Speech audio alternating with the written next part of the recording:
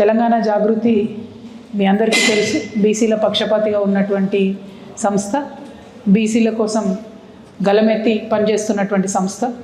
మరి వాళ్ళ కేంద్ర రాష్ట్ర ప్రభుత్వాలు కూడా బీసీ బిడ్డలను మభ్యపెట్టే విధంగా 42% రిజర్వేషన్ ఇస్తామని చెప్పి పూటకొక మాట మాట్లాడుతున్నటువంటి సందర్భంలో దేశంలో అందరూ కూడా ఎదిరించలేనటువంటి పరిస్థితిలో ఉన్నప్పుడు మన తెలంగాణ నుండి ఒక వాయిస్ లేవడం, మన తెలంగాణ నుండి ఆర్ కృష్ణయ్య గారి సారథ్యంలో మరి పోరాట పిడికిలు బిగడం అన్నది చాలా సంతోషించాల్సిన విషయం. ఖచ్చితంగా రేపు చేపట్టేటటువంటి బంద్లో ఎక్కడికక్కడ తెలంగాణ వ్యాప్తంగా తెలంగాణ జాగృతి శ్రేణులందరం కూడా పాల్గొంటామని ఈ సందర్భంగా మేము తెలియజేస్తూ, మరి ఇది ప్రారంభమే, ఇంకా పెద్ద ఎత్తున పోరాటాలు కూడా బీసీల పక్షాన చేయాల్సినటువంటి అవసరం ఉంది. అల్టిమేట్గా కులగణన జరగాలి.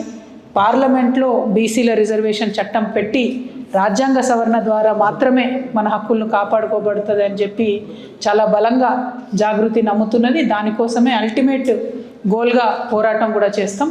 మరి ఒక పక్క ఢిల్లీలో ఆ పోరాటం అయితే, క్షేత్రస్థాయిలో గ్రామ గ్రామానికి పోయి మన బీసీ బిడ్డలందరిలో కూడా చైతన్యాన్ని నింపుకొని మరి పోరాట పటిమను పెంచేందుకు కూడా మన వంతు ప్రయత్నం కూడా చేద్దామని ఈ సందర్భంగా తెలియజేస్తూ, మీరు వచ్చి మద్దతు అడిగే అవసరమే లేదు, మా మద్దతు ఆల్రెడీ ఉన్నది, ఉంటుంది కూడా.